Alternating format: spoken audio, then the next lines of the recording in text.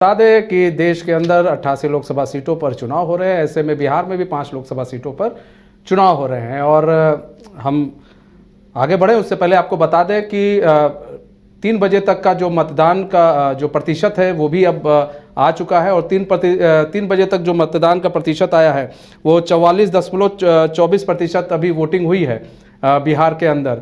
और इसमें बात करें किशनगंज की, तो किशनगंज में 45.58% वोटिंग हो चुकी है। और कटिहार की बात करें तो कटिहार में 46.76% वोटिंग हो चुकी है। पूर्णिया में 46.78% वोटिंग हो चुकी है। भागलपुर में 39.49% वोटिंग हो चुकी है। बांका में 42.89% वोटिंग हो चुकी है। ये 3 बजे तक की हम आपको बात बता रहे हैं, प्रतिशत बता रहे हैं कि कितनी फीसदी हुई है वोटिंग। 3 बजे तक 44.24% वोटिंग अभी बिहार के अंदर हो चुकी है। धीरे धीरे वोटिंग परसेंटेज बढ़ रहा है। जिस हिसाब से वोटिंग परसेंटेज पिछली बार आपने देखा कि 19 अप्रैल को जो पहले चरण का चुनाव हुआ उसमें वोटिंग परसेंटेज काफ़ी कम रहा था। अब दूसरे चरण के चुनाव में वोटिंग परसेंटेज बढ़ाने के लिए तमाम जो राजनीतिक दल है वो भी अपील करते रहे। इस दौरान जिलाधिकारी हों या फिर और भी अधिकारी हों, उन्होंने अपने क्षेत्र में काफ़ी मेहनत की ताकि वोटिंग परसेंटेज बढ़े। और उसका असर भी देखने को मिला कि इतनी चिलचिलाती धूप में लोग नज़र आए वोट डालने के लिए पोलिंग बूथ पर पहुंच रहे थे। वहां पर उन्होंने अपने मत का वो प्रयोग कर रहे थे। लंबी लंबी कतार देखने को मिल रही थी। महिलाएं भी अपने घर से बाहर निकली वोट डालने के लिए, बुजुर्ग भी अपने घर से बाहर निकले, युवा भी बाहर निकले और उन्होंने वोट डाले। इस दौरान कई मुद्दे हावी रहे और सबसे बड़ी चीज़ है जो युवा थे उनका कहना था रोजगार की बात रही। महिलाओं की बात की जाए तो महिलाएं जो है महंगाई को लेकर बात कर रही थी, किचन को लेकर बात कर रही थी। वहीं बुजुर्गों का कहना था पेंशन को लेकर। तो कई तरह के जो मुद्दे हैं वो देखने को मिले इस दौरान। तो हमारे साथ हमारे मेहमान भी जुड़ चुके हैं और उनसे कई सारे सवाल हैं, उन सवालों का जवाब लेंगे। निशान जी जुड़ चुके हैं, कांग्रेस के प्रवक्ता हैं। इरफान अहमद जी जुड़ चुके हैं, सीपीआई के। आनंद पाठक जी जुड़ चुके हैं हमारे साथ, बीजेपी के प्रवक्ता हैं। मनीष यादव जी, आप सभी मेहमानों का बहुत बहुत स्वागत है। और सबसे पहले हम रुख कर लेते हैं इरफान अहमद जी, आपका रुख कर लेते हैं। इरफान अहमद जी, क्या लग रहा है 5 लोकसभा क्षेत्रों में अभी चुनाव हो रहे हैं? फिलहाल 88 लोकसभा क्षेत्रों में चुनाव हो रहे हैं। बिहार में 5 लोकसभा क्षेत्रों में चुनाव हो रहे हैं। आप लोगों को क्या लग रहा है? नहीं, ये जो लोकसभा चुनाव हो रहा है दूसरे चरण का और पहले चरण में देखेंगे तो कोई ज्यादा फर्क नहीं नजर आ रहा है। मूल तौर पर इस राज्य के अंदर जो वोटिंग का जो रेशियो है उसमें उदासीनता है और उदासीनता का सीधा सीधी असर है तो केंद्र की जो सरकार है और जो सरकार की जो झूठा वादा है उस वादा के खिलाफ जनता को विश्वास नहीं हो रहा है। तो भाई मैं क्या करूंगा, और यही कारण है तो पूरे बिहार के अंदर में पहले चरण में भी और दूसरे चरण में वोट का रेशियो घटा है। आम तौर से देखेंगे तो इसमें जो किसान तबके के लोग हैं वो वोट से अपने आप को मुंह फेर रहे हैं। देखिए, हमारे औरंगाबाद में जो फर्स्ट चरण का चुनाव हुआ था उसमें हम लोगों ने देखा तो जो किसान जाति के जो समूह हैं वो लोग वोट नहीं देने के लिए तैयार है, नोटा पर वोट दे रहे हैं। और उसका बहिष्कार भी एक बूथ हुआ था, आप यहाँ से सारे लोग गए थे वहाँ औरंगाबाद विधानसभा के अंदर में बहिष्कार भी हुआ था। इससे पता चलता है जो आकांक्षा था देश के अंदर में नरेंद्र मोदी जी के वादे के मुताबिक वो आकांक्षा जनता के बीच में नहीं उतर रहा है। आज भी जनता बदहवास है, चारों तरफ किसानों के ऊपर अत्याचार है, महंगाई है, बेरोजगारी है, अराजकता है, धर्म के नाम पर, जात के नाम पर यहाँ जो बड़ा हिंसा है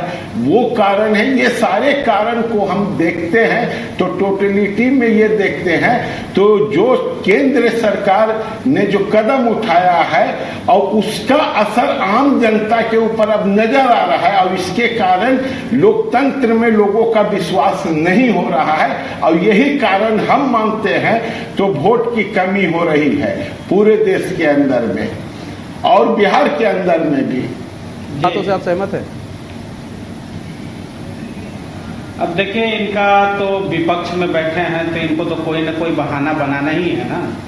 तो ये बहाना बना रहे हैं और ये झूठे आरोप प्रत्यारोप लगाते रहना इनका पुराना पेशा है, पुराना काम है और ये अपना काम कर रहे हैं।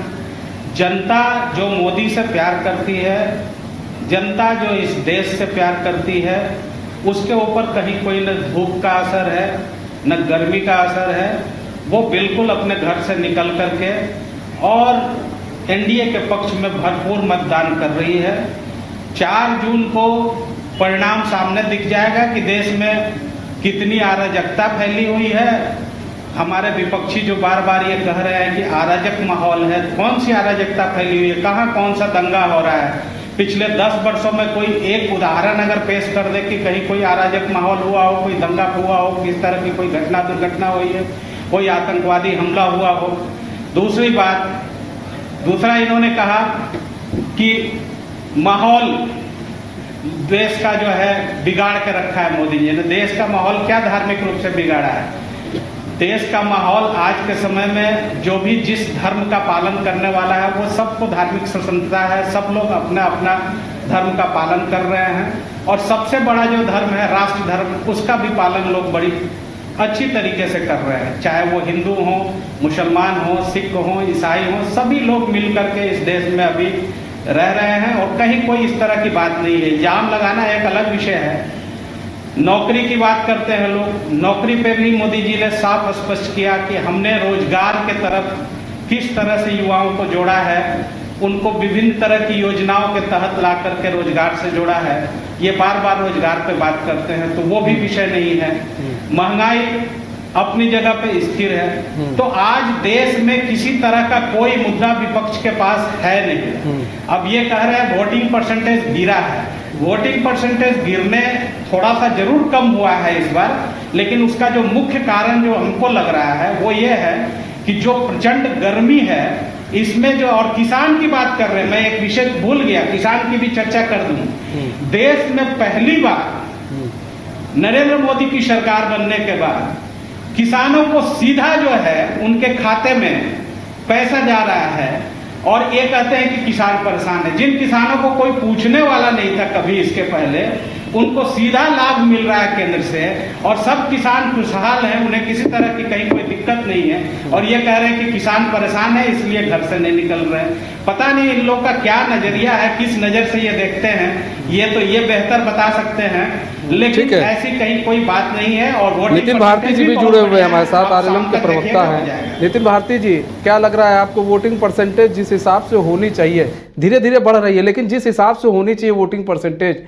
आपको लग रहा है उस हिसाब से है? नितिन जी देखिए मनीष जी, बिहार के एक नागरिक के रूप में ये सचमुच बहुत दुखद है मेरे लिए, क्योंकि ऐतिहासिक रूप से जब आप पीछे के चुनावों को भी देखेंगे तो देश की तुलना में बिहार में वोटिंग कम होती है और एक राजनीतिक दल के रूप में हम लोगों की ये रिस्पॉन्सिबिलिटी बनती है कि ये जो परिस्थिति है इसमें किस तरह से बदलाव लाया जाए। इसके 2 पहलू हैं, एक वोटिंग नहीं करने वाले मतदाता और दूसरा मतदाता सूची का ठीक तरीके से रिन्यूअल नहीं होना। ये दोनों ही कारण हैं।